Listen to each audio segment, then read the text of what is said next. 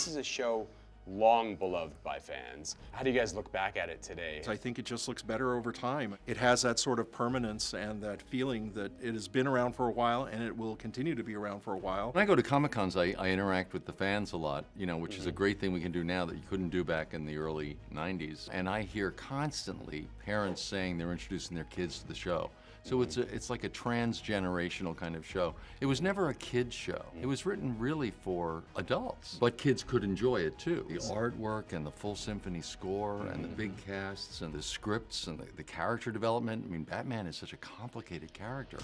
The quality of the show was not accidental. I just wanted to compliment the artist who made a very conscientious decision to say, when we design something from a suit to a prop to what a television looks like, let's peg it as 20th century sometime, but not any decade. We fought the urge to go, you know, flat screen TVs or computers. So you look at it and it's like 20th century anytime, and that gives it a sort of timelessness. Kevin, your voice on the show, I think, has become iconic in its own right, which is saying a lot in the grand tradition of the whole Batman mythology. Tell us about finding that voice for the first time. I was in LA. I wasn't even living in LA. I was there shooting a pilot for a series, and my agent said, go over to Warner Brothers, they're putting a new show together, Batman, give it a shot. And I said, new show? I didn't even know it had never been an animated show.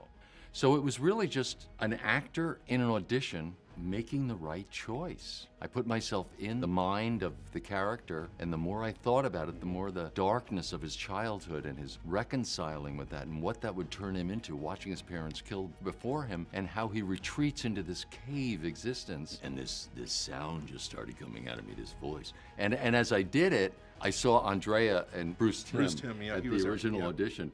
And there's like no movement in the booth. And then I see them start running around in the booth, and I thought, well, either I've done something really, really right or really, really wrong. And what are the lines that fans most often ask you for? I am vengeance. I am the night. I am Batman. I am vengeance. I am the night.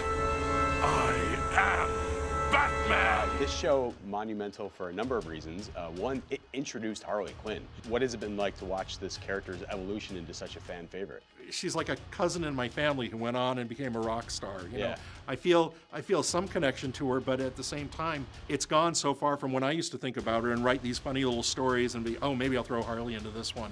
It's now she's out there and she's her own entity, and I think it's wonderful. Sometimes I'll look out and I'll see a sea of mallets and hammers at a convention. I know there's a girl with pigtails or the jester hat underneath, and I'll go, hasn't this joke gone on far enough? And but then I see how much like little kids love it, and people come to my house dressed as Harley for Halloween, you know, little girls and their dads, and it's wonderful because I think she has this sort of like Peter Pan quality. What neighborhood do you live in? I live in Burbank, you know?